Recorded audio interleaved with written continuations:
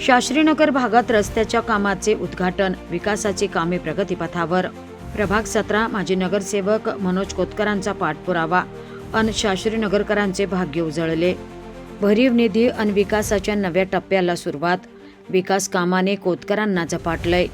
महापालिका हद्दीतील शेवटचा लांबलचक असा केडगाव प्रभाग क्रमांक 17 मध्ये अनेक विकासाची कामे झाली आहेत, तर काही कामे सुरू आहेत.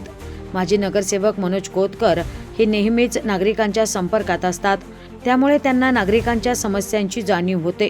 नागरिकांच्या समस्या सोडवणे हा त्यांचा स्वभाव प्रभागातील नागरिकांना भावतो. शास्त्रीनगर भागात मोठ्या प्रमाणात रस्त्याची कामे हाती घेण्यात आली असून गल्लीबोळांमध्ये आता रस्ते पाहायला मिळणार आहेत. अशाच एका रस्त्याचे उद्घाटन परिसरातील महिला भगिनी, पुरुष बांधव यांच्या हस्ते आणि मनोज कोतकर यांच्या उपस्थितीत श्रीफळ वाढवून करण्यात आले. त्यामुळे परिसरातील नागरिकांमध्ये समाधानाचे वातावरण पाहायला मिळाले.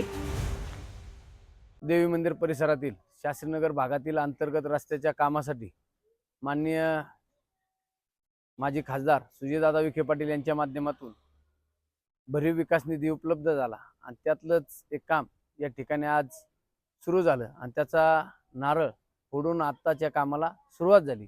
या कामासाठी या परिसरातील सर्व माता भगिनी, युवक सर्वजण उपस्थित होते. सर्वांचे मनापासून आभार मानतो की या रस्त्याच्या उद्घाटनासाठी आपण उपस्थित राहिला.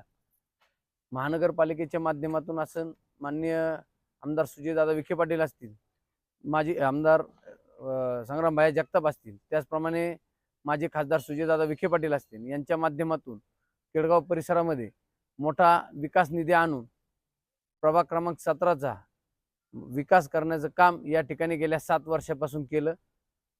आता उद्या आचारसंहिता लागणार आणि त्यानंतर इलेक्शन होईल. मी या आपल्या माध्यमातून सर्व नागरिकांना विनंती करेन की जसं 7 वर्षापूर्वी आपण मला मत देऊन विजयी केलं आणि त्याची परतफेड विकासरूपी करण्याचं काम या ठिकाणी मी केलं. या 7 वर्षात अनेक वेगवेगळ्या भागामध्ये वेगवेगळे विकास कामांचं उद्घाटन करण्याचं काम त्या ठिकाणी मी केलं. या ठिकाणी गरजेचं असणारं पाण्याचा जो प्रश्न होता त्यासाठी वेळोवेळी महानगरपालिकेला पत्र देऊन असन, संपर्क करून असन किंवा त्या ठिकाणी वेळोवेळी मागणी करून या ठिकाणी केडगावसाठी जास्तीचं 12 लाख लिटर पाणी त्या ठिकाणी मंजूर करून घेतलं. त्याबद्दल मी पुन्हा एकदा केडगावकरांच्या वतीनं प्रशासनाचे आभार मानतो आणि आपण सर्वजण या कार्यक्रमासाठी मोठ्या संख्येने उपस्थित राहिलात. पुन्हा एकदा आपल्या सर्वांचे आभार मानतो आणि थांबतो. रामकृष्ण हरी. गेल्या आम्ही 25 वर्षापासून इथे केडगाव येथे राहतोय. पहिले कशाची सोय उपलब्ध नव्हती, पण मनोज दादा आल्यामुळे आम्हाला रस्त्याचे, ड्रेनेजचे आणि लाईटचे, पाण्याचे सर्वच प्रॉब्लेम आमचे सॉल्व्ह झाले आहेत. त्याबद्दल मी मनोज दादा यांचे आभार मानते.